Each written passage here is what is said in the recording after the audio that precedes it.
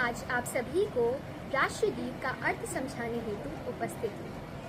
हमारे राष्ट्रगीत की शुरुआती पंक्तियाँ वंदे मातरम। वंदे मातरम, वंदे का अर्थ होता है वंदन करना अर्थात नमन करना, यानी कि मैं शीश झुकाना। किसके समक्ष? मातरम अर्थात माता के समक्ष।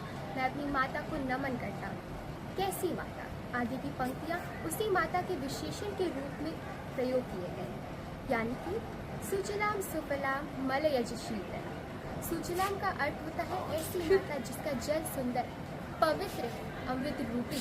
सुफलाम का अर्थ हुआ फलों से परिपूर्ण, और मलयज शीतला के दो अर्थ होते हैं। हमारे भारतीय साहित्य में मलय नामक एक पर्वत है जो कि दक्षिण में स्थित है, और वह पर्वत चंदन के वृक्षों से बना है।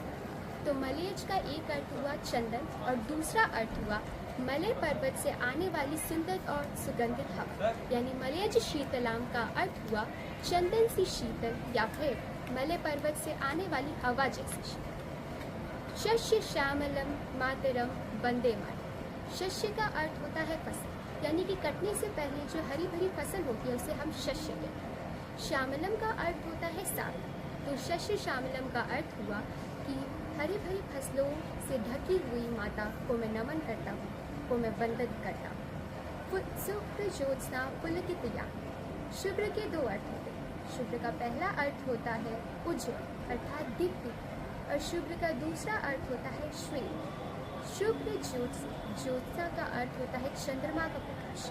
पुलकित यानी उत्साहित हो, रोमांचित। जब हमारे पुलक यानी कि रोंगटे खड़े हो जाते हैं तो हम उससे पुलकित होना है। यामिनी शब्द रात्रि की पर्यायवाची, तो शुक्र ज्योत्सना पुलकित यामिनी का अर्थ हुआ रात्रि के प्रकाश से उत्साहित या फिर पुलकित रात्रि जैसी हमारी माता। फुल्ल कुसुमिता द्रुमदल शोभ। फुल्ल का अर्थ होता है खिले हुए और कुसुम का अर्थ होता है फूल। द्रुम शब्द वृक्ष का पर्यायवाची होता है और दल का अर्थ होता है समूह, यानी कि द्रुमदल का अर्थ हुआ वृक्षों का समूह। शोभिनम का अर्थ होता है सुशोभित, यानी कि खिले हुए फूलों से ढके हुए वृक्षों से सुशोभित हमारी माता। सुहासिनी सुमधुर भाषा। दो शब्द होते हैं, पहला सुहासा और दूसरा सुहासिनी। सुहासा का अर्थ होता है ऐसी माता जिसकी हंसी बहुत सुंदर है, मीठी हंसी वाली, प्यारी हंसी वाली। और सुहासिनी का अर्थ होता है जिसकी स्वभाव का प्राकृतिक सुंदरता है। सुहासिनी सुमधुर। मधुर का अर्थ होता है मीठा, और जब सु किसी विशेषण के समक्ष लगता है तो उसकी आभा को और बढ़ा देता है।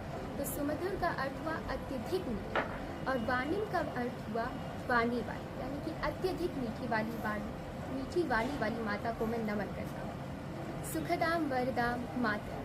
खा शब्द जो होता है उसका अर्थ हम अनुभूति से, आभास से। तो सुख का अर्थ हुआ सुंदर अनुभूति और दुख का अर्थ हुआ बुरी अनुभूति। तो सुखदाम का अर्थ हुआ सुख प्रदान करने वाला। अब वरदान शब्द के दो अर्थ होते हैं।